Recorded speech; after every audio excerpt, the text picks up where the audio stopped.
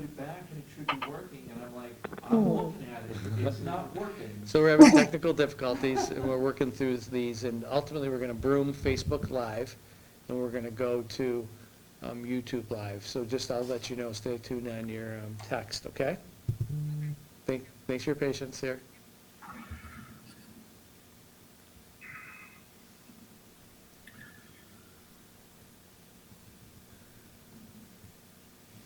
In the meanwhile, did you check your text message?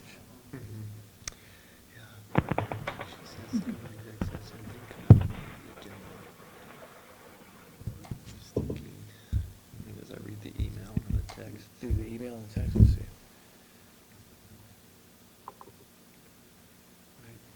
Yeah, you can do that, yeah. You can amend, you can then move to amend the agenda and add motion, resolution. Yeah. When you come out of executive session.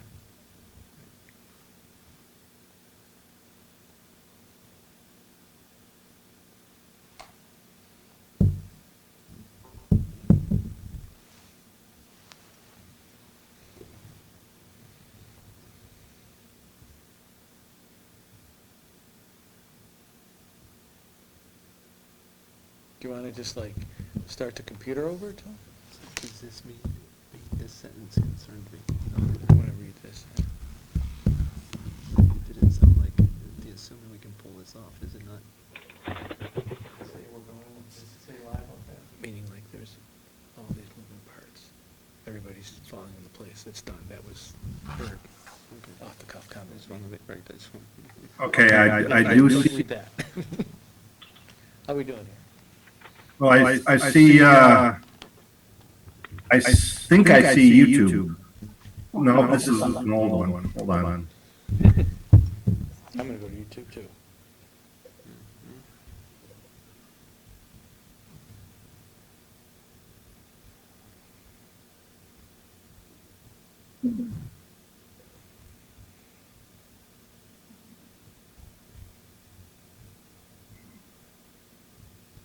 I see you on Facebook Live. Oh, good. We're back on Facebook Live, huh? Sure that's not a delay? That seems odd. Before we lose it again. I'm right here. I got YouTube Live. Yep, YouTube Live. YouTube is here. Are you seeing the Facebook feed? I don't see Facebook. I quit on Facebook, but I can try. Right before you say Facebook, YouTube Live, make sure that's the right one. It is. It is. I heard Joyce's comment and a Question, delay. yep. Yep. And this says you're live on Facebook too. Okay.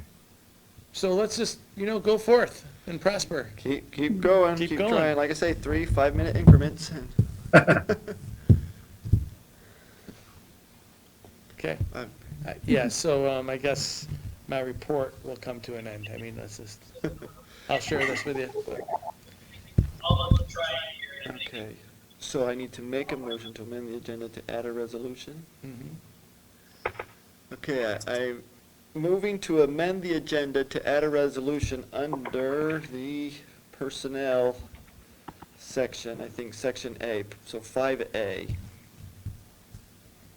Is that right, or we'll call it 5A1? Can I get a second? We won't be acting on it until we get out of. Right. Okay, Damon, I saw your hand first, or see lots of hands, thank you, everybody. But we won't be acting on that, though. We will have an executive session specific to that resolution, and then we'll come out of executive session. We'll figure out, I'm not sure we'll figure out a perfect way, but come out to take action on the resolution and then return to executive session. So all in favor of amending the agenda accordingly, please. Aye. Any opposed? Count that as 7-0. Okay, so Mr. Stevens, we're going to move on to you then, treasurers and investment update. Okay, good evening, everybody. Tonight, we have the Treasurers and Investment Update for the month of February 2020. We had a beginning general fund balance of $75.7 million, receipts of the month of $2.3 million, disbursements of $10.2 million for an ending cash balance of $67.8 million. And of the 67.8 million, approximately 55.4 is invested in a combination of T-bills and insured cash sweep account, which is about 82% of the general fund cash balance. So in terms of timing of receipts disbursements in line with prior year, most of the receipts for the month was our sales tax that comes in from the county. So as you notice, Thank it takes time for the rest of us as a board to close the books of the school district. That's why we're always about, it seems like 6 weeks, right, that this is the end of February. So we have March and half of April. But we will, I'm sure the Audit Finance Committee will stay with our superintendent in touch to see about changes as they come in closer to the real time rather than waiting 6 weeks after the fact with these look-back periods, right? So the first look-back period is scheduled for 9 days from now. And that will be the first indication of any potential change to this school year, as well as anything for next. Sales tax does come typically on a 3-month delay, so any impact from March and especially April wouldn't likely impact our cash on anyway until next school year, even if it's accounted for in this school year, right? But the cash side would be for next. So anyway. Yeah, I was going to just add to that, the cash payments for sales tax, next cash payment comes in usually around May. And then the fourth quarter payment usually for us is in August for cash. Right. So anyway, that's why I just bring that up simply because of the delay of this. You know, we're always behind because it takes a while to close the books for the accounting to do their job. This is natural in business and school districts and towns, counties everywhere. But for our purposes, we'll try and stay in closer touch over the next few weeks, especially as we continue through this budget practice. With that, if there's no questions, any questions around that before we move to the consent calendar? No, everyone's good. Then let's go to the consent calendar. We have 3 items in there, our minutes, the treasurer's report officially, or 2 items, I'm sorry, just minutes from our last board meeting. And need a motion to approve the consent calendar. Judy, second, Joyce. All in favor? Aye. Any opposed? Aye. No opposed, 7-0.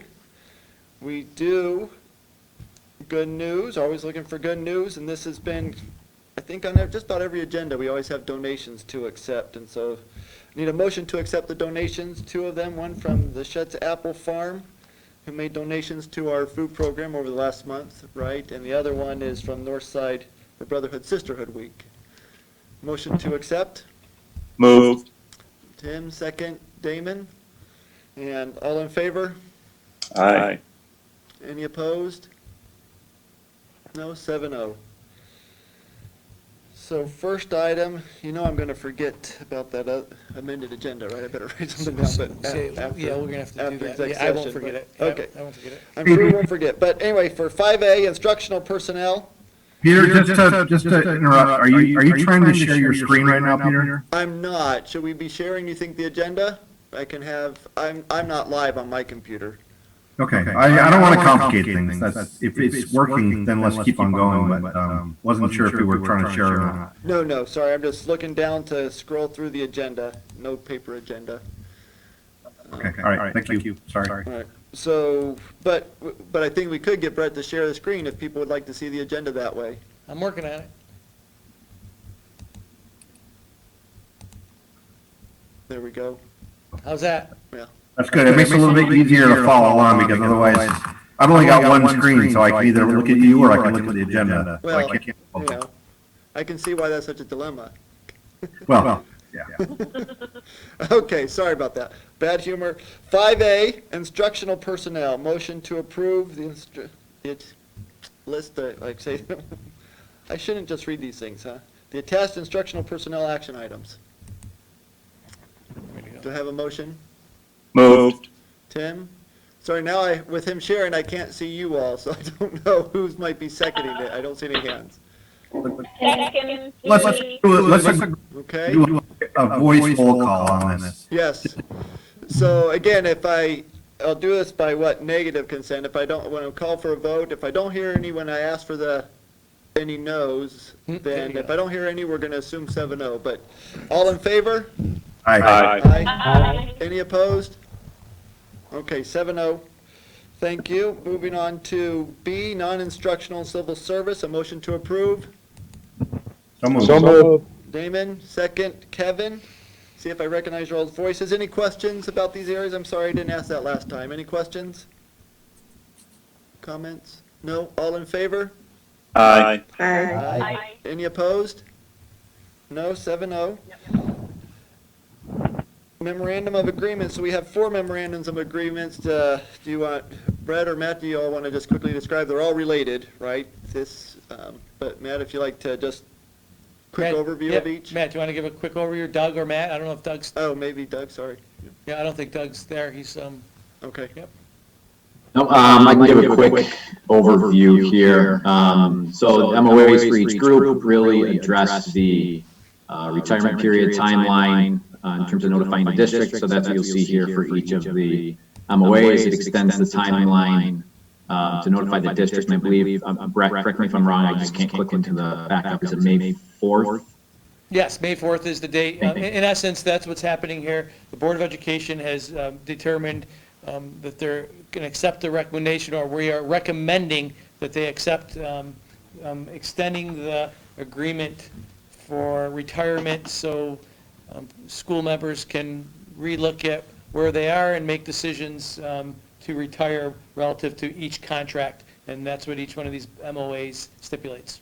And for And it extends the timeline for them to be eligible for the normal things in the contract for notifying the district time, based on their schedule. Right. And for the 2 units that aren't represented here is because it was determined that the language in their contract was sufficiently broad enough to allow us to do that without a memorandum of agreement. Is that correct? Correct. That's correct. Yep, there's language in the contracts that allows the district to extend the deadline and the ones that aren't represented here. Extenuating circumstances. Yes. Yes. So we're extending it for all, but these 4 specifically, we have to be a little bit more detailed on, and I guess also make a motion and approve for each one individually. So the first one is with FAA, a motion to approve. So moved. Damon, second. Second. Joyce, second. Joyce, thank you, Joyce. Any other questions about these? No, all in favor? Aye. Any opposed? Okay, 7-0. Then D with the FEA. Motion to approve. Moved. Tim? Thank you. Second. Kevin, second. All in favor? Aye. Any opposed? None, 7-0. So E with school support personnel. Motion- So moved, Marty. Marty, thank you. Second. Damon. Damon. All in favor? Aye. Any opposed? None, hearing none, 7-0. And final, the FTA Transportation Association, motion to approve. Judy. Judy, thank you. Second. Marty. Marty. And all in favor? Aye. Aye. Opposed? Hearing none, 7-0. Well, we made it through that fairly well. Very good. Then our budget review, we'll give this time off to Brett or you and Matt. Yeah, Mr. Stevens and myself are gonna jump into our budget presentation.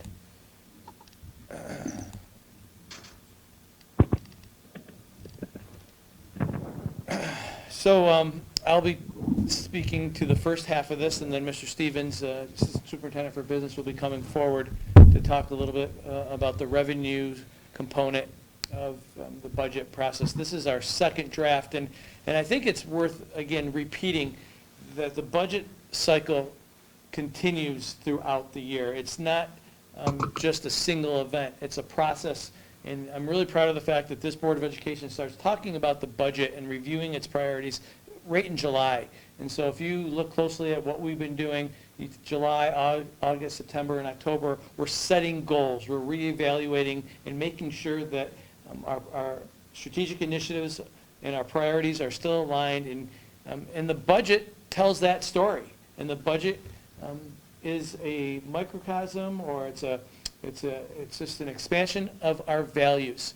And it speaks to what we believe, and we believe in developmentally and instructionally appropriate class sizes. The Board of Education is passionate about the mental health needs of our students and the unique learning needs that occur K-12. And it just doesn't happen in one area, it happens in multiple areas. And one of the great things about our school district that there's a variety of ways to connect students and engage them so they can discover who they are as people, so their identities form as they go through our schools. It's an intentional approach, it's an investment, and our budgets reflect that. We've also been speaking about this idea of curricular coherence, and how do you build an education program that is conducive to the wide range of our students, and making sure that no matter what school that you go to, that there is a viable and dynamic curriculum that is aligned and speaks to best practices. Allocating. Oh, can I interject here? Sorry. Of course. For us, I think, and just to share with those who may be watching, we haven't, and any board member can correct me if they think I'm wrong, these 4 bullet points haven't been in any specific order of priority to this point, right? And I'm not saying necessarily that it should be. I just wanted to point out, I think in the last in the last 7 days, at least for me, and I shared out an email with the rest of you, right, that there has been some internal advocacy of considering that mental health perhaps rise up perhaps higher than some of the others, in the sense that this situation may be increasing the need. We have invested well, I think, over the past few years in our mental health resources because it was a priority. We wanted our budget to reflect our values, and so we've done that. Now we're in a different situation where we have to be extremely mindful of the revenues coming in, and we'll get to that discussion later. I'm just throwing that out there, right? Whether we want to pick up that advocacy, talk about it, whether we think it should be even, I hate to say a higher priority than the other ones on there because I don't think I want to quite say that myself. But indeed, there's reason to recognize that students will come back with a higher level of ACEs. Some students, right, that the gaps that will be there, that maybe we have to at least deliberate around that area. I don't know how you others might feel about that necessarily. Peter, I think what you stated is a very good view of what we think. And if we look at those 4, you look at the mental health of students and other unique learning needs, that is part of the other 3. So that is kind of an umbrella that includes all of the other 3. So I think that by itself stands apart and maybe even a little above the other 3, just because it is involved in those other 3 goals that we have. And it's so intermeshed in the other 3. Yep. And, again, as you expressed your goals, whether it's about our human resources, whether it's about the maintenance and upkeep of our facilities and updating our learning environments, making sure that we're using our reserves wisely. These are all factors that were important to the board, not just today, but it's been a reoccurring theme throughout our process. And then, we have entered into this new world that we're all grappling with. The closure starting on March 16th, and I speak to the fact that it's our new date that will forever live and be etched in our minds. We'll know exactly where we are, where we were, who we were talking to, and what we were actually doing. There's a range of emotions. There's a lot of gratitude to first responders. There's a lot of sorrow because this has impacted people in many different ways. And I know that we all think of those in all those terms. And on top of all those pieces, a whole new piece came to the forefront, and that is our new fiscal realities.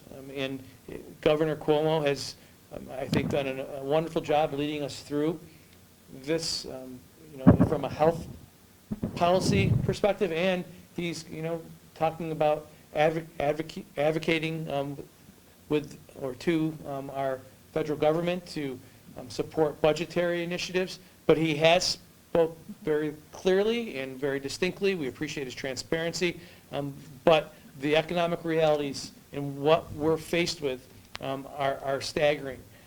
And I keep speaking to the fact of we're entering dramatic economic times, and we need to make sure that we're doing all we can to put ourselves in positions so it's not gravitational, so it's not cataclysmic to our school district, and that's responsive to our school community. Right now, the governor has projected a $15 billion deficit, right? And now, just think about that. That's $15 billion just in lost revenue. That gap, incidentally, is just half of what the state spends on education, right? And he's pointed that out. And right now, there's lots of income tax. Unemployment rates are at the highest that they've been. Right?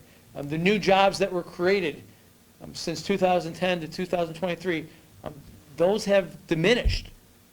We're losing sales tax, income tax, unemployment insurance costs are rising. Right? And it just speaks to where we are. And if and when we do come back, right, I don't think anyone has a crystal ball.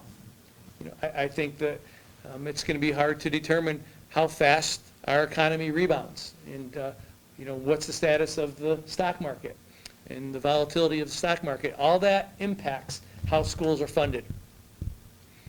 The governor has come out and said,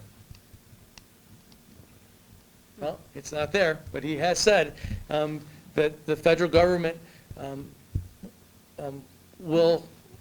if the federal government doesn't provide funding, our state can plan on a 20% reduction in school funding. All right, so 20% of the dollars that we will receive across the board will be eliminated. And that's because there's no money, and it speaks to what we were just talking about in this slide up here. Right? And loss of income tax, loss of sales tax, unemployment insurance. You'll see small businesses not starting back up. All that, large businesses, mid-sized businesses will all be impacted. All that impacts how we do business. Well, here we are. Our number one priority is always to maintain high-quality educational programming, and so we can achieve our strategic initiatives, to focus on the whole child, making sure that we're allocating resources to support the social, emotional, and mental health and the ever-changing needs of our community, as Peter Forsgren just communicated. While this is happening in the midst of the economic crisis that we are in, the dramatic economic times, we need to make sure that we maintain solvency and the operational integrity of our district. We need to make sure that we're being responsive and responsible, not only to our students, but to our community at large. And that includes our staff and our taxpayers. We need to prepare for a gap elimination in the middle of the year. Now, the governor has said that he has advised the director of budget to have 3 look-back periods to where he can adjust the budget to offset the gaps that the state is needing to pay its bills. We need to prepare for that throughout the year at multiple different junctures, and it's not a solid way to build a budget with such unpredictable, building a budget on sand with not firm footing.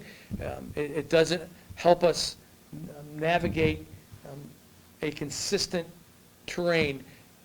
But we have taken an approach that is going to minimize the impact of mid-year revenue shortages.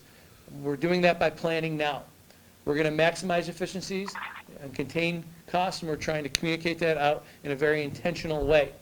But again, the goal is, if the governor does come forth with any type of mid-year reduction, that we're prepared to manage it in a responsible way. And we're doing that. Unfortunately, when you look at our budget, it comes to staffing. There's some natural attrition, things that we're going to naturally not bring back, or based upon retirements that are out there. And looking at class size is a recommendation that I'll be making to the board as we continue through the budget cycle, which we'll be talking about what that looks like.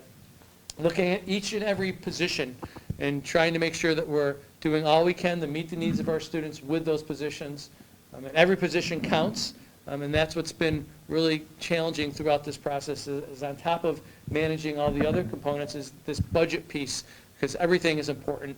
The needs are still going to be there as the board has said on multiple different occasions, and we just need to make sure that we're ready. So when you're trying to build a budget around that, that becomes challenging. And looking at our reserves, and we do have reserves, and the board has spent multiple sessions talking about how reserves could be used to offset any type of pullback of dollars that the governor or the director of budget may impose on us. The board, again, making a recommendation, and the MOAs were confirmed, opening the retirement window to see if there's interested people who are ready and able to retire, to take advantage of that opportunity. There's going to be a savings from the COVID-19. At the end of the year, sub-costs haven't been used. We're sitting in a room where I think my breath is, you can see my breath because it's kind of chilly in here. So we're saving, dollars on heating, and if it continues, cooling expenditures. We've had a spending freeze for the past several weeks since March when this pandemic started to take place. And again, using our reserves and assigning fund balance to offset any gaps so we can support the programming, meet the needs of the students in all its forms. And I appreciate the board's ability to look at the bigger picture. Yeah, the academic pieces are extremely important. We need to continue to build upon our programming. However, how are the families doing? We know that there's going to be more free and reduced lunch.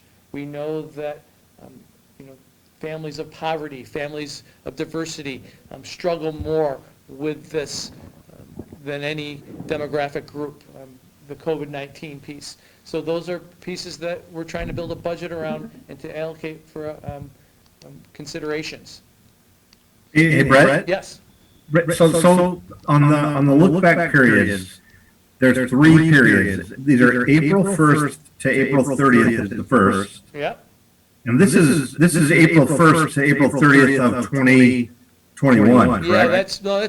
that's this year. So April 30th. Again, we may be seeing an impact of this. Most likely we'll be seeing an impact, or the governor may withhold payment until end of July. So there's different things that he may do. But you're right, that will impact this year's budget and in this year's fund balance and this year's ability to allocate into reserves. So there's a big unknown there. And that's where it gets into, this is not, we're not on a solid foundation here, right? Right, I mean, so there's 3 periods. The first being April 1st through the 30th, which we're already through. The second is where we're about to enter into, which is May 1st to June 30th. And the third one is July 1st to December 31st. So these look-back periods Yep. will... The first 2 have an impact on this school year. The second, the third look-back period impacts next school year, right? Correct. So we're actually talking about the first 2 impact the budget we already have in place. Potentially, correct. And the third impacts the budget we're talking about now. They're look-backs. That's looking, hey, how are we doing? Before final payments are made to entities, how are we doing and what adjustments do we need to make?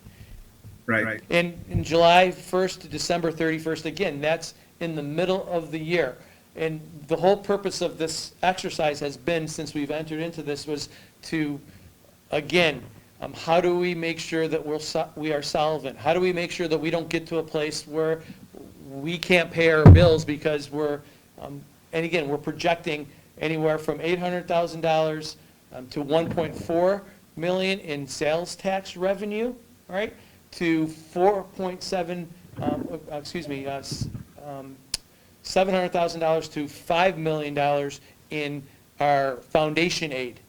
Now, if you look back, in the last time there was a gap elimination, there was a 26% decrease in that year. Matt, was it 2011? It was 2010-11 school year. Yep. So we based that lookout, that look back based upon previous years. And it just so happens, and again, I'm sorry that the slide didn't come through with the graphic, but it just so happens that the governor said there's a 20% reduction to school districts. So that right there, that tells me that we're doing our right work. And, this has been really hard because anytime that you're talking about these types of reductions, it gets into staff. The heart and soul of our school community, and anybody who knows what we do here behind every incredible experience in our Fairport school is a caring, passionate educator who deeply wants to connect to and make a difference in a child's life. So that's why this becomes a challenging endeavor, but it's an endeavor that we have to look square in the eyes and be thoughtful and planful because of those look-back periods.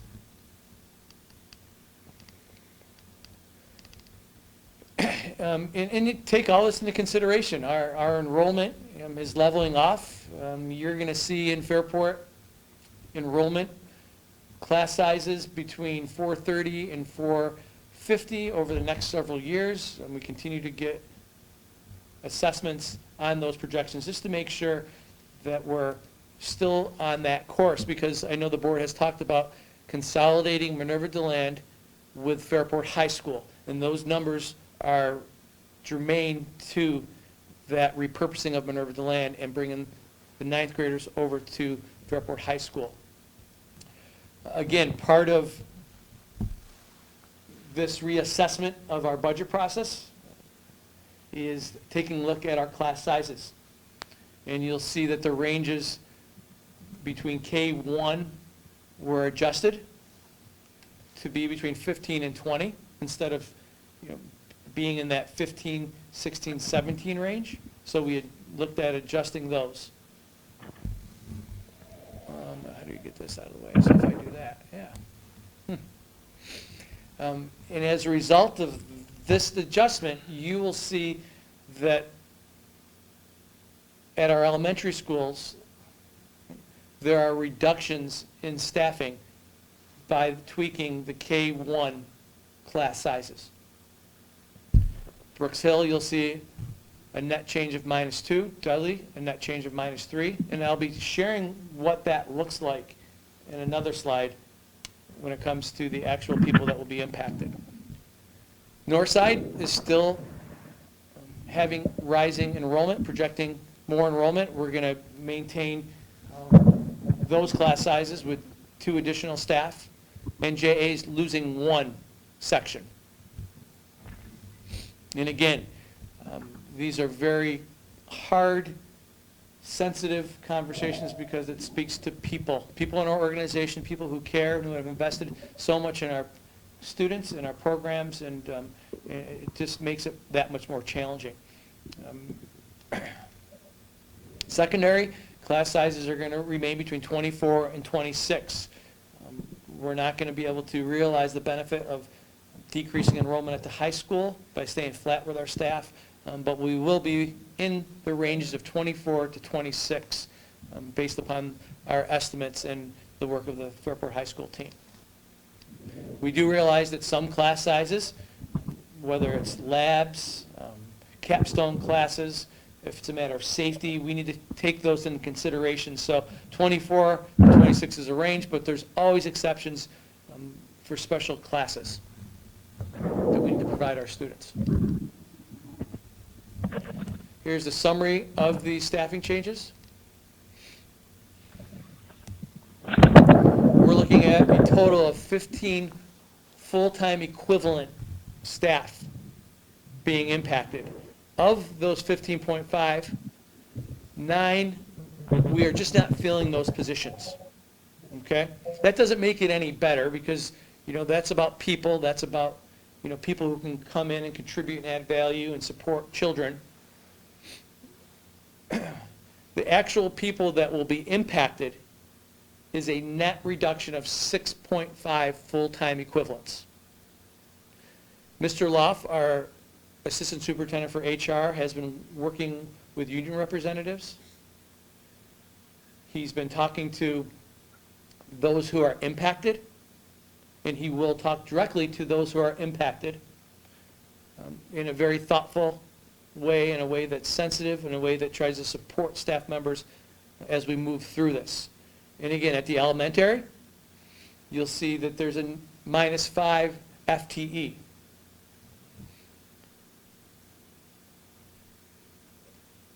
Giving us a net reduction of 2.0 after attrition. So some of these people will be coming back to fill positions, right? It won't be a complete 5.0 reduction, all right? It will be a 2.0 at the elementary for a net reduction, people that will actually, unfortunately, lose their positions. At the secondary level, it's -7 full-time equivalents. Approximately 4.0 full-time equivalents will be related to attrition, and the estimated net reduction is 3.0 of FTE, or full-time equivalents, after attrition is calculated. 3 individuals will be impacted. Clerical, there'll be a -2.5 of staff impacted. Approximately 2.0 will be related to attrition. Again, we just will not be hiring them back. People are leaving for retirement. And we're not going to be hiring those positions back. We'll be repurposing some of the work, but we will not be hiring them back.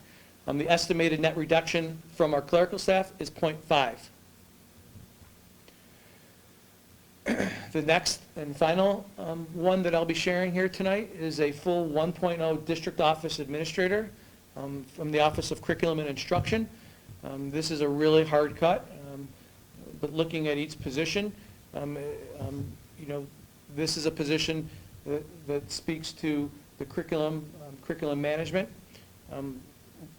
After position analysis, this was a position that I'll be making a recommendation to the board that we forego and be part of our reductions. And I'm really sorry to see all these positions on this summary sheet. But in order for us to remain solvent, to make sure that we have integrity of our operations, these were the recommended reductions at this time. Hey, Brett, from a mechanic's perspective, and I don't want to minimize the human impact of this, but from a mechanic perspective, will we be impacting all 15.5 people, telling them they're impacted, and then hiring people back based on people retiring, or, I mean... So from a mechanic standpoint, there's people that are retiring, right? They've already submitted their letters of retirement. We know who they are. We have not reached out directly to them, okay? So if there's a position that, you know, we're just not going to hire back, you know, we haven't done that yet. But for the people who have been impacted, that 6.5 have been talked to directly. So they know, they should know at this point in time. It's really hard. They're really personal conversations, and they're emotional because of, you know, the people behind those conversations. But those people have been communicated to. There's a case, you know, where there's a gifted and talented teacher who's retiring. Through position analysis, we're going to do some things differently. We have not talked to that person yet, but we will be communicating.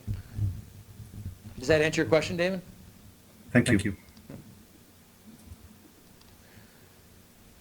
Employee benefits. Again, the employee benefits portion of our budget is in all the program, the administrative and capital portion. Our ERS, our employee retirement system, the contribution rate, the average contribution rate is at 14.6% for 2020-21. Teacher retirement, our TRS, the employer contribution rate is estimated to increase from 8.86 to 9.53%. Other costs in this employee benefits are your FICA med, your unemployment and disability, tuition reimbursements, etc. But if you take a look at this ERS, TRS, here's a history of our ERS, TRS contribution, and you can see the volatility of it through the years. If you look between 2012 and 2013 and 13 and 14, you'll see a jump from 11.8 to 16.2, right?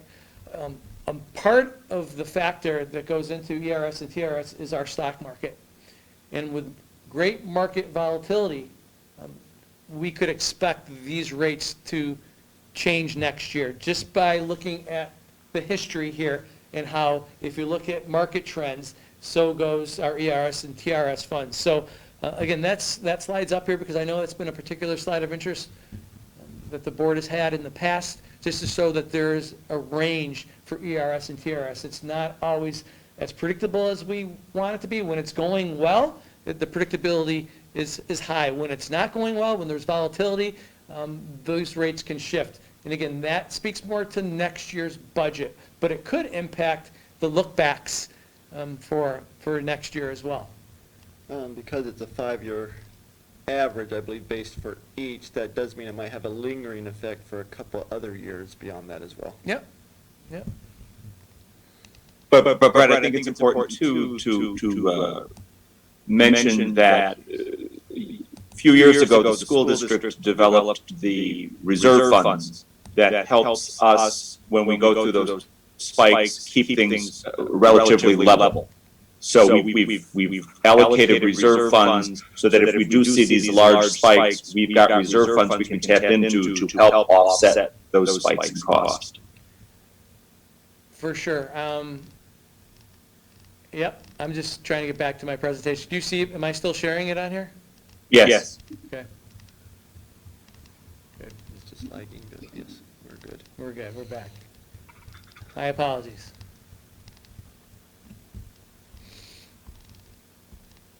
Program budget. These are the costs associated with student instruction, support services, transportation of our 5,600 students, our public, private, and parochial schools. You'll see the line items in here. Again, trying to just navigate the screen here, so is it okay if I put that over there? Yeah. You'll see that summer school has a 14% increase, and again, that was just getting our line items squared away. It wasn't necessarily an increase in budget, it was just shifting dollars between codes. You'll see that community services, which is our pool, went down 85%, so that's a negative, but again, that's because Mr. Stevens, as he's going through the budget and doing analysis, realized that that was a line item that we haven't used. So our program budget is at 2.25%. And Brett, if I could just, on the summer school again, Yep. we don't know the opportunity for summer school for this year, all do we? No, we don't know if it's going to be online, if social distancing will impact, our ability to employ summer school. We do know that we are going to be needing to meet with students and service them, but to what extent, we just don't have that information just yet. However, it is a line item that's part of this budget because it is Sure. a necessity. Thank you. And this really does speak to the challenge of a people organization, if you will. This includes the attrition now, is that right? The numbers? This And- includes the attrition, correct? Yeah. And it's still projected to grow at 2% from the prior year. Yeah. So a people organization is challenging to figure out how you manage the cuts that will come through from the state. Correct. And, these numbers have come down from previous presentations as well. And you'll see that in the bottom lines as Mr. Stevens concludes it. All right. The administrative budget, you'll see it reflected here at 2.72% increase. Line items are impacted by BOCE services, where you were able to generate aid.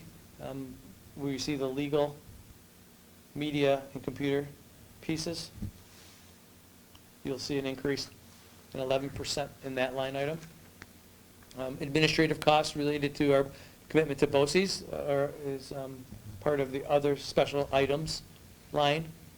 Again, maximizing or looking at ways to maximize BOCES aid, where you get dollars back in the next school year, part of the budget process, but you'll see line items increased in these areas.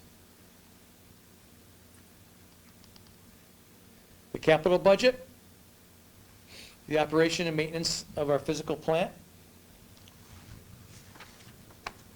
It's our buildings and grounds. It's the costs of the operations and the maintenance, and the district-wide repairs are all associated with this line item here, where it says a 3.41% increase. You'll see bus purchases to continue to manage our fleet. We're looking to replace 11 buses, trading in 13 of them. We're on a 10-year replacement cycle, but we are replacing 11, but trading in 13, and that was a recommendation from our Audit and Finance Committee, again, just to manage our fleet most effectively. There is a transfer into debt service to support or to offset debt and to minimize the impact on the taxpayer. And I think one thing to, while you're speaking of debt services, includes public library debt. We're one of the very few school districts that actually have our public library under our umbrella. Most communities' public libraries are under their town umbrella, but we have it under our school district umbrella, so it's a little unique there. And that total for capital is 1.8%. Total expenditures, program, administrative, and capital is a 2.24% increase on our budget.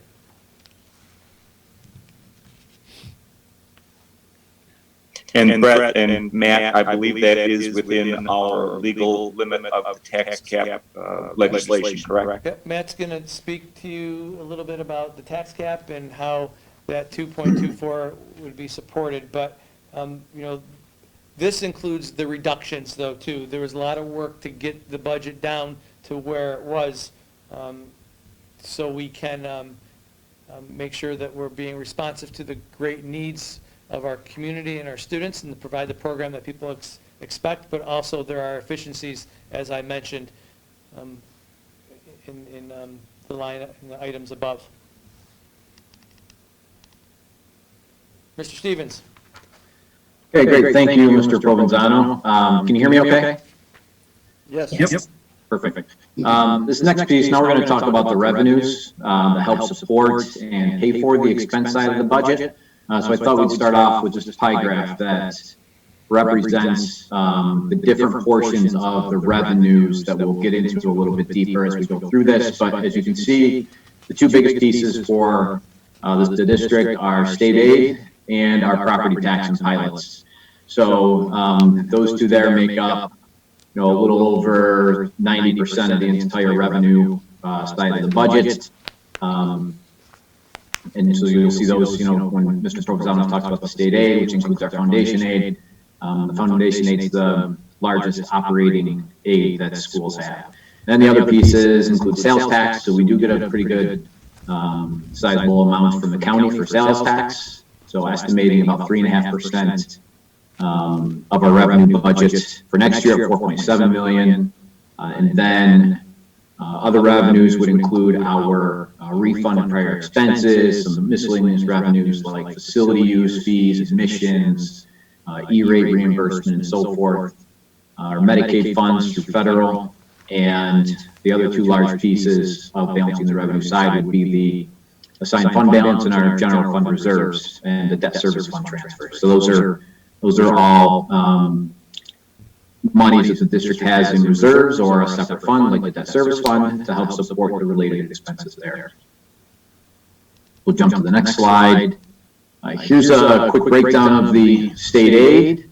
It consists of foundation aid, which is the operating aid, as I mentioned, and our expense-based aids, which are state aid amounts that are based on current year expenses that we receive aid on in the following school year. So Broke out foundation aid a little separate. So this year is a little unique that the governor's proposed through the enacted budget a pandemic adjustment. So you see a negative $621,000 there, which is meant to be offset by federal CARES restoration related to the COVID-19. So they're essentially allocating the same amount of federal CARES money to offset the pandemic adjustment for the state. You can also see the foundation aid, why you see a $232 increase. That's just a figure of the state when they balance and give the final foundation aid. Essentially, foundation aid is flat from 2019-20 to 2020-21. Sorry, when the governor talks about, just for clarification, the 20% cut, it is on that foundation aid line he's referring to, right? It's not the 42 million at the bottom, but it's at 23.6, 23.7 million. Yeah.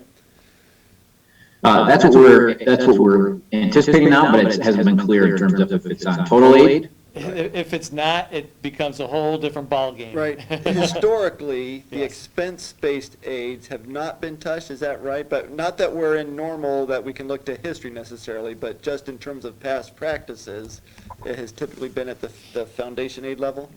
Yeah, historically, he's applied the reduction to foundation aid to make it appear as if the expense-based aids haven't been touched. To make it Because if not, that could be an extra $4.5 million. Yeah, Yeah. so it'd be an $8 million reach. Yeah. Right. Yeah, so it's always been applied to and assumed to be off of foundation aid. Yeah. But these are trying times and different times. Yep. So that's the kind of the question that's a little bit out there. Is he looking at 20% of 42 million or 20% of 23.7 million? And I think it's a big, I don't know. And That's I think, right, you know, it is. and he's done a nice job of communicating that, and I think it depends on a lot of factors that we don't have a lot of control over. And I think you've always said it, Peter, is what do we have that we can control? And what can we do to position ourselves? So that's been the mantra of this budget cycle or this amended budget cycle, is how can we position ourselves so if the reach back comes and when it comes, we should say, and we're all preparing for it, how can we do it in a way that's not gravitational, not making us stop our tracks in the middle of the year. Yeah, the difference between the gap elimination that was done for 5 years back there, a bunch of years ago, was that was predictable anyway. I mean, beyond the first. Whoop, we lost you, Damon. Muted. Sorry, I was saying the difference between this time and the gap elimination years was that the gap elimination, we always could budget for that because they told us right up front, this is how much money we're taking back. Whereas here, we're unsure. So building the flexibility and flexible foundation is important because it'll be changing, right? And so my perception again is, if there's the 3 look back periods, my question is, can they change? Can they do a look back adjustment at any point within that? So Damon, I'm going to reiterate, and I think it's a point worth bringing, and I think I appreciate you putting it out there. In the executive budget, okay, that's our governor's budget, that was first presented in April, early April, maybe the 1st or 2nd, around that first week of April.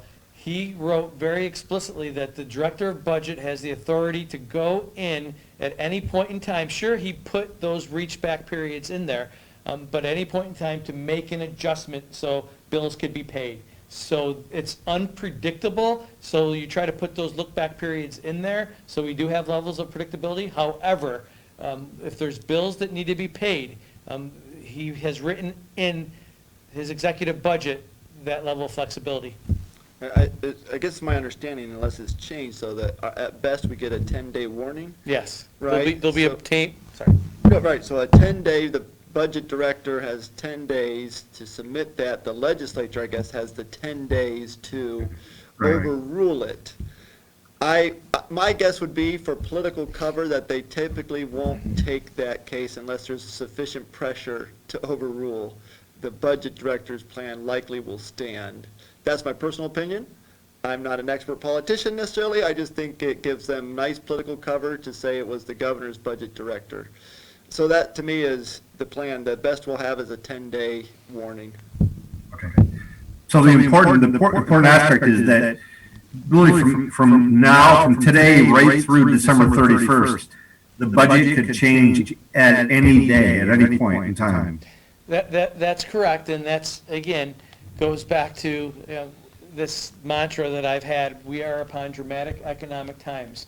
We are in a position to where we can, because of some really good financial moves over the past several years, to use our reserves, to plan for our reserves in a way that keeps us solvent, that keeps our operations running at levels that we have and we need and have come to expect here in Fairport.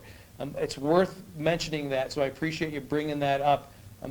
The volatility and the unpredictable nature of these times really is forcing us to be thoughtful, to make sure that we're using our resources in a way that keeps us solvent and functional.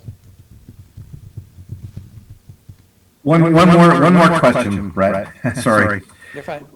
If there are impacts mid-year, if there will be look-back decisions, those look-back decisions will be applied uniformly across all districts, or will it be specific to each district based on economic factors of some sort? Matt, you probably know that. I'll give you my general sense that every district has, certain variables or formulas that are impacting their aid rate, and I know Matt could speak to that a little bit more fluently than I can.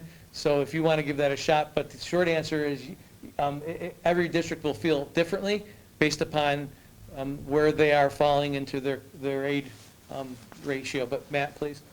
Yeah, in the past, it's flowed through a formula where the state looks at the multiple different factors, similar to how it allocates out foundation aid, like wealth and all those different pieces. Nothing's been, at least that I've seen or heard, identified exactly how it would flow out, but I anticipate it to be something very similar in terms of how that'd be applied across the district. All right, thanks.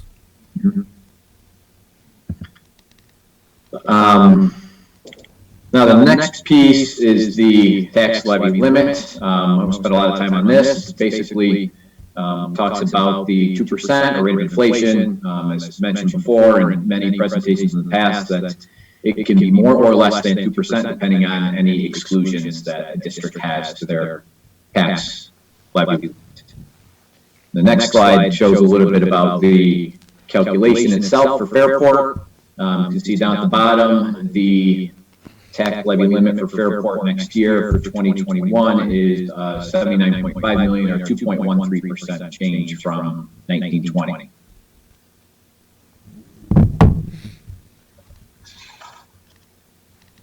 So here's a summary of all of the total revenue, including the assigned reserves. You can see the tax levy up 2.13% generates about 1.6 million. Overall, 1% is around $770,000 of our tax levy is what 1% generates. Our payments in lieu of taxes, those would be anything with the Village of Fairport and the County of Monroe's Industrial Development Agency that we receive payments in lieu of taxes through the tax levy. Sales tax, here's where you can see the projected decrease in sales tax. There is other revenue built in there as well, as you saw on the pie graph before, but that decrease is primarily representative of the 5.4 million down to about 4.7 million budgeted figure for sales tax. State aid, you see a slight increase there. That's primarily related to expense-driven aids with our building aid, transportation, and BOSTU's aid. And we want to keep an eye on the transportation aid specifically in terms of any expenses for 2019-20, as those aids are adjusted based on what we actually do spend in the prior fiscal year, so being the year that we're in. The assigned appropriated fund balance, that is money left over from the current year budget that the district allocates to offset the revenue for the following year. So here you can see the district is planning to increase, recommended increase to help balance the revenue shortage and the efficiencies and reductions we had to look at on the expense side, to allocate more money that we anticipate having left over at the end of this year, due to some of the savings we're seeing, to allocate to next year's budget. The transfers from debt service fund, that you just see a decrease there. The 104,000 really was a premium that we received on a bond anticipation note in July, that gets first deposited into the debt service fund and gets paid in 2019-20 to offset the interest payment that we have coming due in June. So that's the only reason you see a different dollar amount there. We have been allocating about $400,000 a year to help decrease the tax levy itself, because that has a direct impact on the tax levy, to pay off some of the portion of the local share of debt. And then the assigned reserves, this is the other big piece in combination with the assigned appropriated fund balance that the district is utilizing, budgeting the reserves that we have, that we've saved over the years, increasing that allocation by $1 million to help out next year's budget. And again, that was a major component of our strategy to use our savings account, if you will, that's in quotes, to support any type of reach back that we can't manage in a general fund budget. And again, those reserves are specifically earmarked for certain expenses, so that's why we have them, and we can only use them to cover certain expenses. Yep. Yeah, the next slide, Brad, we can talk about the different reserves that we're allocating here. So again, just another quick summary, the assigned appropriated going from 3.9 to 4.2. You can see a little bit of the history there in terms of where the district has been in the past. We were able to decrease the allocation from 17-18 to 18-19 in planning for sustainability and helping out in extending life of reserves. So just doing a slight increase in 2021. The other ones that may be used for expenses, operating expenses in the budget, are the tax surcharge reserve. That's to pay any tax refunds we have. Unemployment reserve, which can pay unemployment insurance premiums. So here we've kept a consistent budget line of $20,000 and $60,000 respectively, and the district only spends out of those reserves up to what the expense may be in the general fund. So if the expense for unemployment is only $20,000 for the year, the district's only pulling $20,000 out of the unemployment reserve. And then the final largest one, or the retirement contribution reserve. If you remember, districts were able to establish a sub-fund within the retirement contribution reserve. Initially, there was only an ERS portion. So now the district did start funding a TRS portion. So it'd be a combination of those two reserves for the $2.24 million. So that's where you see the increased allocation of $1 million here as well. And what's not shown here, Matt, right, are the part of the discussions in the Audit Finance Committee that take some other reserves and say, let's take a portion of those that are either gone unused or not used often and put them and move them over back to ERS and TRS, not to, well, to support them, right? Because as we mentioned, the stock market, can have a multi-year impact on those percentages that we pay. So it is the recommendation that we kind of reallocate some dollars away from where they are now and into ERS and TRS to give us a longer life of those reserves if needed. Yes. Yep. Great add.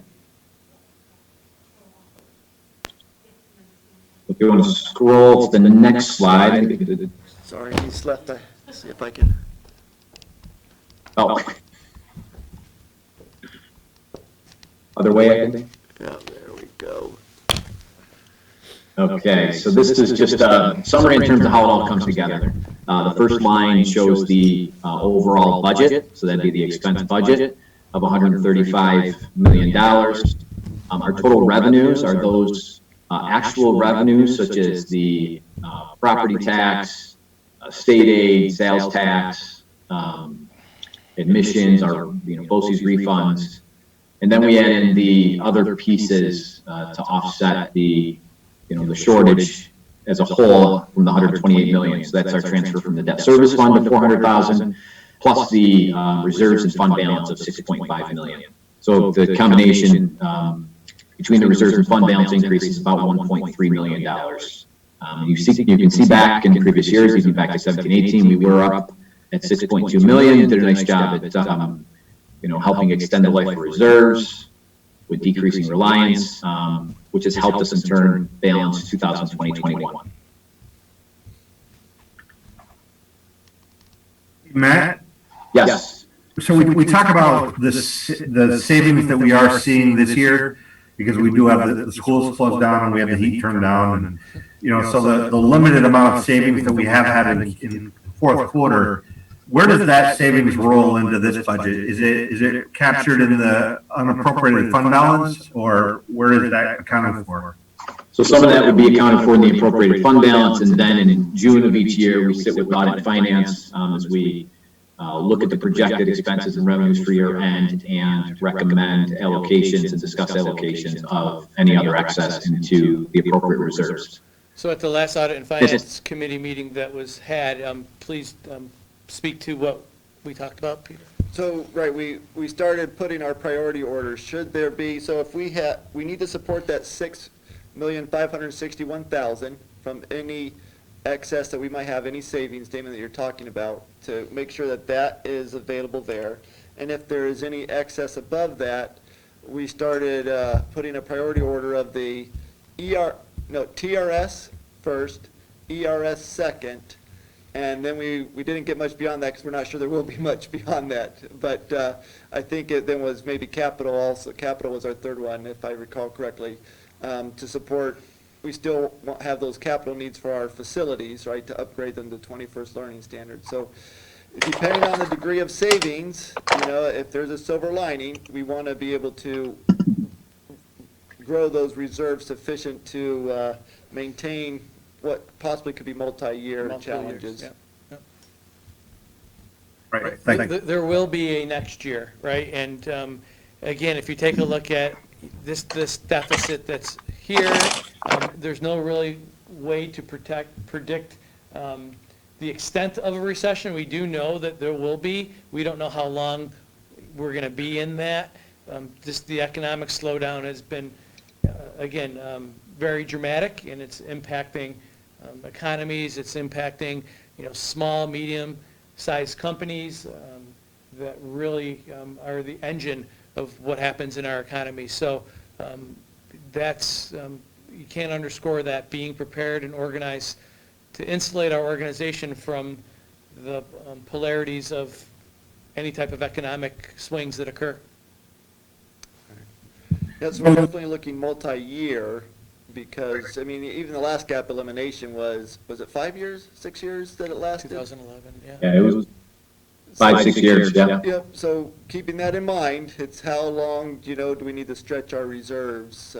But I do think we have to assume it will be at least more than 1 year, that the economy won't jump back to its normal self just within months.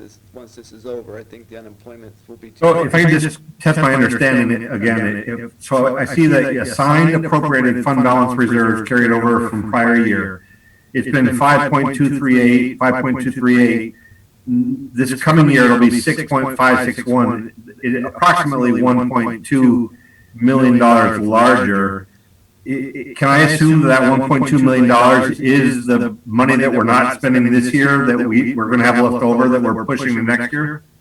No, that's the 1.3 million really is coming from, you could assume about 322,000 of that coming from any leftover funds, but the other million is an allocation from the reserve money that we have existing right now. So then we look at and analyze at year end, any monies we were able to allocate back to a reserve and fund the reserve up based on the fact that we're continuing to budget and allocate money to come out of the reserves. And that's what we outlined in the prior slide.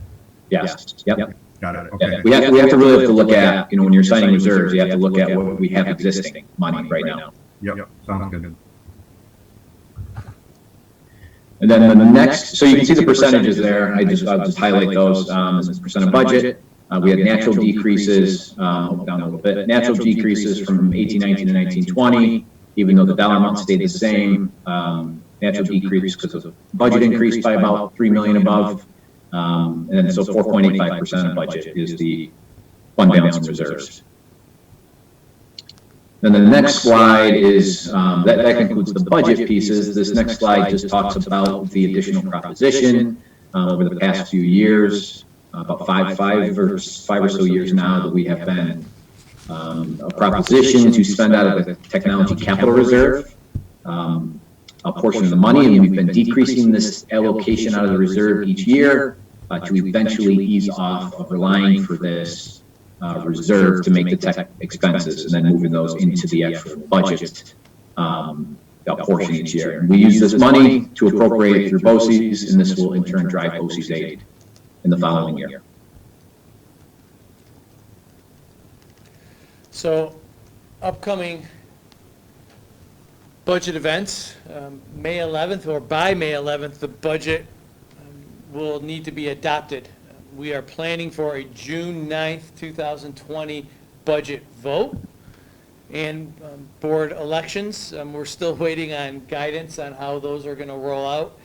If social distancing is in effect, then we'll definitely be modifying accordingly. But again, the governor knows that these are priorities, and we are getting confirmation, but we are keeping our new vote date on June 9th. I want to talk about June 2nd, though. That's when we'll have a public hearing, and we'll be talking about the budget in its totality as well to the community at large. So, you'll be hearing from us really soon before May 11th. There's a workshop on May 4th, I believe. It's a Monday. That I'm sure this will be a topic of conversation as well. There'll be 3 incumbent seats that are due at the June 9th election. Again, we're still waiting on guidance. There's multiple ideas out there on how the governor's going to dictate what June 9th looks like, and those very important items. So, Some of the biggest questions, if you all were watching yesterday's, the staff meeting, right? I think one of the more persistent questions was kind of the timeline, the unknowns, how long are you going to draw out? I think with the plan that's presented, that's not a budget. We haven't voted on it, meaning it's final. There's still some deliberation. I think we try and stick with this timeline as much as possible in the sense that it gives finality. It allows people to know and not carry on the anxiety of the unknown.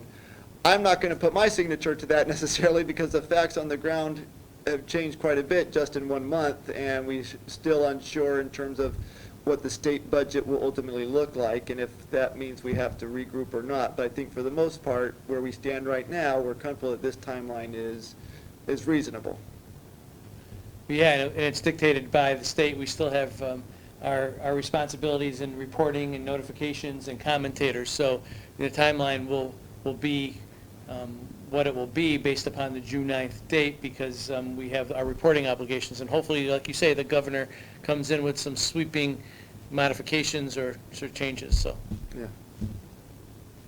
so I'm going to stop sharing. And if I could just add to that also, the governor extended the time limit of the no working till the 15th of May, but he did not extend, when he extended that 2 weeks, he did not extend the vote or the public hearing dates. Right. But he did say that for the primary in the state, which is later than our vote, it's the 23rd, he said he would like to see mail-in ballots. He said, and that's later than ours, so I can't imagine he'd want us lining up at 5 in the gym to do our vote. Yeah, we need time to get those out to people though, right? So we need some. Right. But we need to start thinking in those terms. If they're not going to give us any guidance, I don't know what we do. I think they will give us guidance. I know that, just by speaking to my network, the governor has been in the throes, and all of you know that downstate, they're dealing with life and death circumstances. So when we come forward with, hey, what about our budget vote? Understandably, they're dealing with emergency rooms and, the need for, maintaining order and safety of the crisis at hand. So I do know that, he has levels of awareness. It's just a matter of making it a priority. Right, and I know they'll give us some guidance eventually, it's just when and how much time will we have. But I think it's a pretty good sign that if he wants the 23rd to be write-in ballots, I can't imagine he'd be good with the 9th, having people live in the gym. Yeah, Joyce, a good point. Is that a decision we can make independent? Can we decide to be Don't entirely know. write-in, or is that, we No, can't make that independent?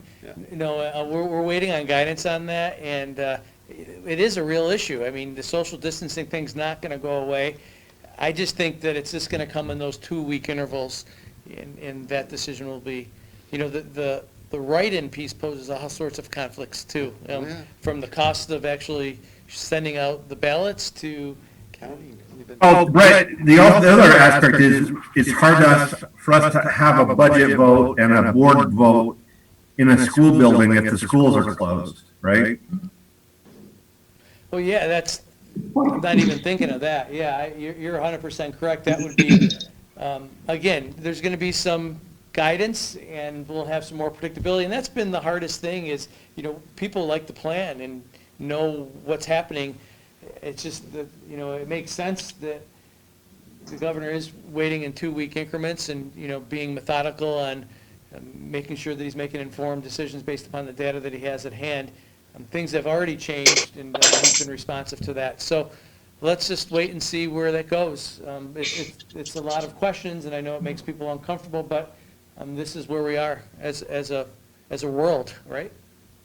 For the 23rd, what he said was to use absentee ballots. He wasn't suggesting we change to write-in ballots, did anything different than what we've used in the past. It's just that obviously we need an awful lot more of them. But because he said, I remember him saying, you have to tell why you're doing your vote absentee, and he said that everyone should list health reasons. So as the thing to that law. is that suggestion good enough for us to say we want to again take control of our destiny and either make a decision, or do We've been still have told to wait on that. We have. Yeah, we've been told to wait on that, yeah. But I just think it's a good indicator. I'm not saying we should make a decision, but it's a good indicator, it seems, if we're before the primary. But that could change too. We could change the date. Yes. Yes. Any other things around budget? We have a few more discussion and action items under 7 of the agenda. All I can say is that we started this process going in one direction and have ended this process in a totally different direction than we never expected to be in. That's been the hardest part, because there's been a lot of good work. There's a lot of passion around the board's expectations and goals and vision, and, there still is. It's just that we've had to look at it in midstream, and it's been challenging because, it does come with some pretty big impacts to our organization, meaning the people that are impacted by some of these positions. Programming is still there. We're still meeting the needs of our students with an incredible program, but the people that have brought it to life behind every great experience is a Fairport educator. That's what makes this harder. And thank you, district office, for all of that work, because you had to turn on a dime and regroup and rewrite and all of that. So I know it was a lot of work, but thank you. And you had to do that staying at least 6 feet apart too. Yeah. And a lot of it was remote. That's enjoyed not seeing me every day, I think. But I do appreciate the team, incredible. Again, using technology, using these new rules. Matt and his team, and Doug, been an incredible. Doug Loff, our ASHR, has done an incredible job of helping maintain some organization around some of these conversations. Our administrative team has risen up to the challenge of, where can they look at what they're doing to support the solvency and operations of our district moving forward. So thank you to all. Hey, Brett, just a quick comment from my perspective, and I know that, and believe me, I really appreciate all the work that's gone into the budget as well. This budget assumes that we go back to school as normal next year, and that we start in the fall of 20, the same way we start every year in the fall. And I think that that's the way we have to plan, that's what we have to anticipate for. But realistically, I think given the CDC guidance today saying that next year, the cycle, the reemergence of the pandemic could be worse because it could coincide with the flu. I think that we have to also be on our toes and anticipate we're in a fluid situation. Until we really have a vaccine, we could be going through more issues like this next year. And I'm not predicting anything. I'm certainly not qualified for that.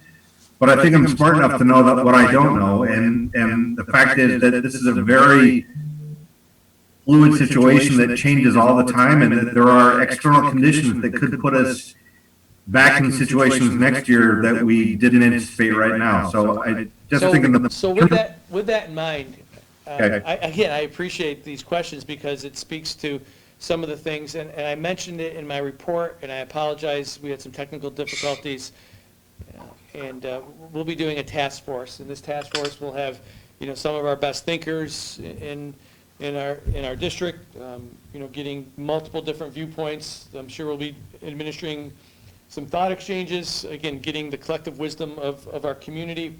And we'll be ready, and it's gonna take on the ground planning, some hard pivots, making some decisions that fit within our goals and vision as a school district. But again, this is hard, and it's been challenging, and it's added a whole nother layer to the pandemic, is the budget pieces and the looming economic times that are ahead. I'm really proud, though, the board has been incredibly helpful, I should say, in setting priorities and making sure that we're using our reserves in ways that help us plan thoughtfully, so we do not get to a point, and this is where I keep going, if the governor comes back or the director of budget comes back with these lookbacks, we need to be prepared. And I feel, based upon what we have heard and how we've been planning, that we will be able to move through this initial phase. And that doesn't mean there won't be more conversations, more challenging times ahead, but I feel that we are positioned based upon the work that we've done and the hard pivot that we have done since it was early March when we were presenting the budget. So I appreciate everybody's teamwork. I just wanted to say that I really feel like the district at every level, and including hopefully in the fall, the teachers are modeling what we're going to ask of the students, which is resilience. Kids don't build resilience by avoiding adverse circumstances. They build resilience by experiencing adversity and figuring out how to adapt and overcome and still succeed. And I think by the way that our administration has gone through this and the way that teachers have responded by continuing to try to connect to the students and put the material out there, we are doing what we're going to help coach the children do in the fall, if not earlier. And I think of our teachers as well, like you just said, we were struggling with, the Facebook Live, the YouTube, and the Zoom, having it all integrate. Mm-hmm. And they're working through it, and they have, brought it to the table every single day. So that's well noted. Thanks for bringing that up, and I appreciate everybody's grace and patience with us as we try to take risks too. So good stuff. Thanks, Judy, that's good. You're welcome. I think all this discussion leads us into 7A, a motion to approve the resolution to sell the real property, our property on Victor Road. I need a motion to approve that. Moved. Tim, second. Second. So Joyce, second. Just from my perspective, I know over the years we've kind of taken hits and comments after votes about this property. We've carried it for a long time. We carried it because it cost us nothing, right? We didn't maintain it.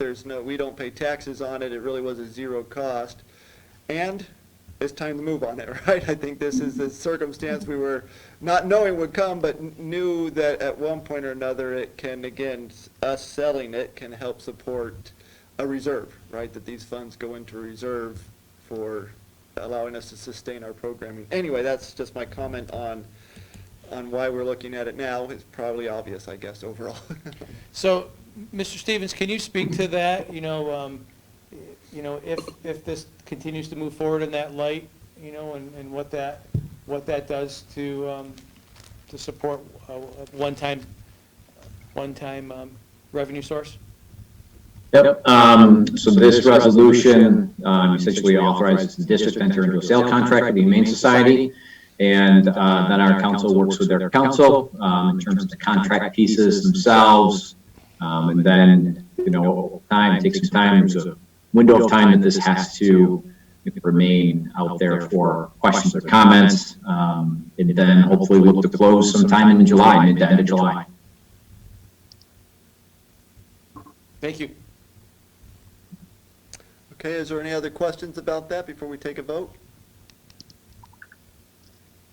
Hearing none, all in favor? Aye. Aye. Aye. Any opposed? Hearing none, 7-0. The second is a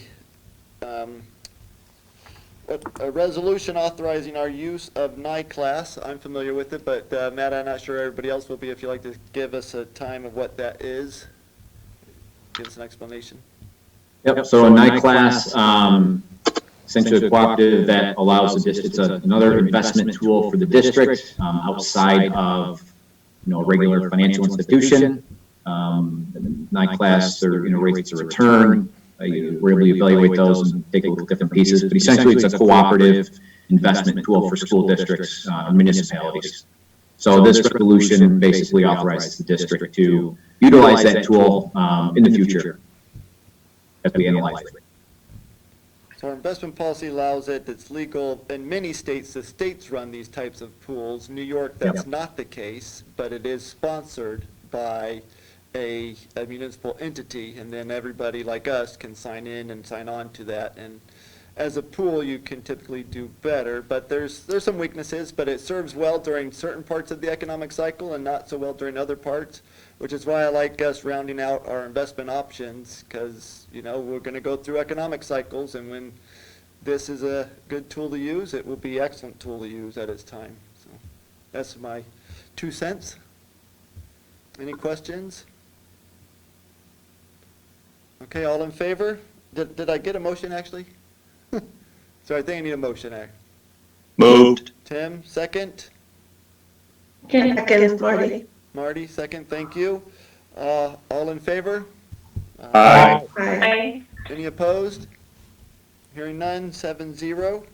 7C then, appointment of Taylor Buffa as our Deputy District Clerk, working hard this night and this week, already being trained. Welcome to our meeting tonight, but we need a motion to approve. So moved, Marty. Marty, thank you. Second. Second, Joyce. Joyce, questions? You can ask her where she graduated from after we take the vote. All in favor? Aye. Aye. Any opposed? Not hearing none. Great, 7-0. Congratulations and welcome, Taylor. We're excited to have you. Welcome, Taylor. And then finally, 7D, textbook approval. Motion to approve. So moved, Marty. Marty, thank you. Second. Second, Tim. Tim, any questions? Have all the documentation? Okay, hearing none. All in favor? Aye. Aye. Any opposed? Hearing none, 7-0. Now we have the annual election of BOCES. We have to do this seat by seat. There are 3 seats open, and then 4th to approve the budget. So the first one, seat number 1, is the election of Lisa Latin. Need a motion, that we as a district cast 1 vote. Judy makes a motion. Second. Judy. I'm sorry, did somebody say second? Marty, second. Marty? Any questions or reasons why we wouldn't want to put our vote for this? Okay, hearing none, all in favor? Aye. Any opposed? No, 7-0. Similarly, seat number 2 for Christine DeTurk. Motion to approve. Move. Tim, second, I'll second that, by Peter. Questions or concerns, comments? No, all in favor? Aye. Any opposed? Hearing none, 7-0. And then seat number 3, Kim McCluskey. Motion to approve. Move. moved. Kevin, second. Second choice. Joyce, second, thank you. All in favor? Aye. Any opposed? Hearing none, 7-0. And then finally, the administrative budget of BOCES, again, that's in the public content for that. A motion to approve the BOCES administrative budget. Aye. So moved. Damon, thank you. Second. Judy? Second. Judy, second. Heard that first. Don't fight over it. All in favor? Or are there any questions? Aye. Any questions? Aye. Too late, we voted for it, huh? Okay, no questions, I just want to make sure. Sorry about that. Any questions anybody have about the administrative BOCES budget? Okay, all in favor? Aye. Aye. Any opposed? 7-0, hearing none. Okay, so we're about to go to executive session. Always open it up for any board members to make other comments. Anybody have anything they'd like to add? I would like to thank everybody who is working in our district because people don't see the schools with children in them. The schools are empty, the parking lots are empty. And every day I just hear more and more about what our teachers, what our building and ground staff, what our food service staff is doing. And it just amazes me that within a matter of days, we were able to switch totally our way of delivering our expertise in education and connecting with our kids. And I've heard so many positives from so many different levels of the community. And it just amazes me that we were so efficient and so flexible to be able to do this. And I just say kudos to everybody who's working hard, because as many parents I've talked to said, I think the teachers are working harder now than when they're in school. Differently for sure, but no less working hard, yeah. Anyone else? Camera shy people? Okay. Okay, then for those who may be observing us, right, we are going to enter into executive session. We probably will do this, not probably, our intent is to do it twice. First one, not sure the duration of either, and I'm not going to guarantee that we'll successfully get back on to public. It will be our intent to do a public vote after our first executive session. So we're going to, I don't mean to interrupt you, but the public vote will happen on YouTube Live. So Right. we're going to sign off with a Facebook Live, and then when we come back, we're just going to resume back in YouTube Live, and it'll be recorded and transcripted for our purposes. Right. So Facebook Live will be over, thank you, YouTube Live, and then we will enter into executive session one more time. After that one, when we return to public session, we will adjourn, there will be no other actions taken. So at this point, then I need a motion to move into executive session. So moved, Marty. Marty, first, Joyce, was that a second, Joyce? Yes. All in favor? Aye. Aye. Any opposed?